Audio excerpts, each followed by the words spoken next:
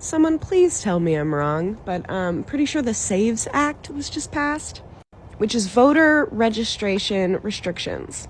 Essentially what it means is if you don't have a passport and a birth certificate where the names match, you can't vote. So if you're, say, a married woman, divorced, or you've just changed your name, or you're trans, non-binary, gender fluid, we can't vote now. I can't vote. I know a lot of people can't even get their passports or names changed. Imagine waking up on election day, excited to cast your vote, only to be told, sorry, you're not eligible.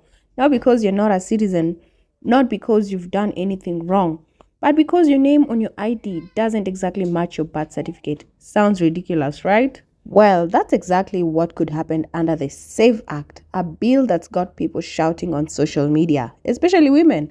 And let me tell you, the reactions are wild as always. Some are calling it a necessary step for election security, while others say it's a direct attack on voter rights. But who's right? Let's dive into these TikTok reactions and see what's really going on. If you are a married woman who took your husband's name, it would be a good idea to get a passport now if you don't have one already. Representative Chip Roy, somehow a fitting name, from Texas, has put forth the SAVE Act, and Newsweek, which is not a wildly left-leaning organization, has said that they think it's likely to pass. It will require you to show ID to register to vote, but here's the thing, the ID you show has to match the name on your birth certificate. So for married women, it's not going to work. The only other acceptable standalone form of ID is a passport. This is obviously meant to disenfranchise voters, but it's also meant to be a strong show of force against voter fraud from undocumented immigrants. So I saw a TikTok this morning from Millennial Mia talking about the SAVE Act, which is a proposed bill sitting in committee. It was proposed in last year, and it's been sitting in committee since July. Basically, the SAVE Act says, hey, you can't vote unless the name on your ID matches your birth certificate. Immediately, I thought, so JD Vance can't vote, right? As a family law attorney, I can tell you there might be several lawful reasons why your name doesn't match. Number one usually is marriage, but number two is a lawful name change, like JD Vance. But also, it would affect our transgender community. Depending on how a state processes its adoptions and birth certificates, it could also affect that. These kinds of bills have all kinds of unintended consequences, but I think the intention of this bill is just what Millennial Mia said. It is to roll back the rights of women. Listen up. They're trying to do it again. Republican-sponsored bill called the SAVE Act. HR 22 is the name of the bill, okay? It's already passed the House, somehow, unbelievably, and it's waiting to pass the Senate. It is basically saying you cannot vote unless your last name matches the last name that you were born with on your birth certificate. So I just want to throw out some numbers here. 69 million women have changed their last names from marriage when they got married. Under this bill, those women would not be allowed to vote. Okay. It's also saying that you have to vote, register to vote in person. So fuck the elderly, right? Fuck everybody with disabilities. Fuck people with no cars. Driver's license will no longer do to register to vote. It must be a passport or a birth certificate. Now, for all you women who have changed your last names when you got married, forget it, because you're not going to be allowed to vote anyways if this passes. 146 million Americans do not have a passport. 153 million Americans voted in the last election. You do the math. To all the people saying, whose rights are being taken away? Whose rights? Women's, okay, trans women, regular women. Ladies, if you get married, do not change your name. Republicans are using this to suppress our vote.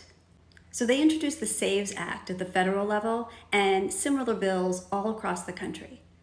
Basically, they have posed these bills that they say are to stop illegal immigrants from voting, which they're not. But really what it does is it makes it harder for women to register to vote. So say your husband wants to vote. He shows up with his driver's license and proof of residency.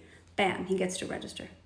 Women, if you show up and your married name is on your license or your passport and it doesn't match your birth certificate, they will not let you register to vote with just your license and proof of residency. You will have to have your birth certificate, and then you will have to show them the progression to what your name is now. So say you got married and changed your name, you need to show your marriage certificate. Say you got divorced, now you need to show the divorce decree. Say you changed your name back, then you need to show the legal papers when you changed your name back. And if you don't have all of those documents with you, you can't register to vote. And it's very similar to this Real ID that some of you might be familiar with. After the vote yesterday with the SAVE Act, liberals have no stance with me on literally anything anymore. Nothing at all.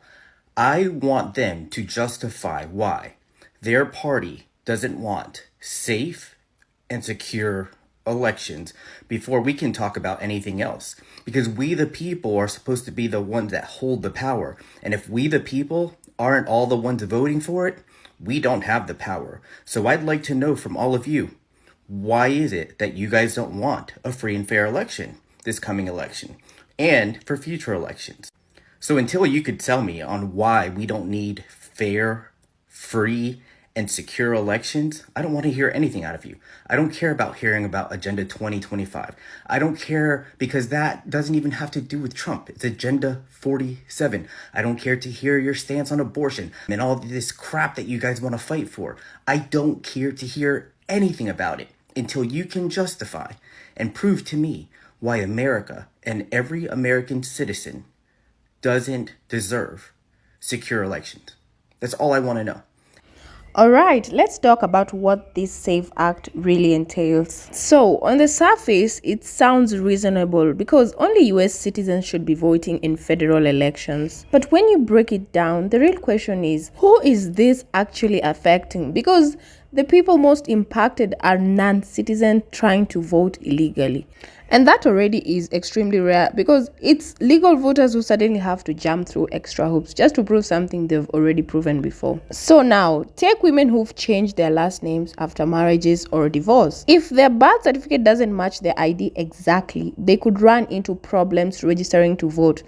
And fixing that isn't always simple. Some might have to track down all documents, pay fees, or wait weeks for correction. Then you have naturalized citizens, elderly voters, and people in lower income communities who might not have easy access to their birth certificates or even passports. Now, some people argue that this law would make elections more secure. But let's look at the numbers. Documented cases of non-citizens voting are incredibly rare. But at the same time, I get why some people support it. Election security is very important, and no one wants fraudulent votes to cancel out legitimate ones. Well, this bill raises a bigger issue, like how much red tape is too much, because when voting starts to feel like an obstacle course, it's not just about security anymore. It starts looking like a way to keep certain people from the ballot box. Anyway, that is just my opinion. I'd love to hear from you guys. Let me know your thoughts in the comments below, and don't forget to like, share, and subscribe for more trending stories. Bye.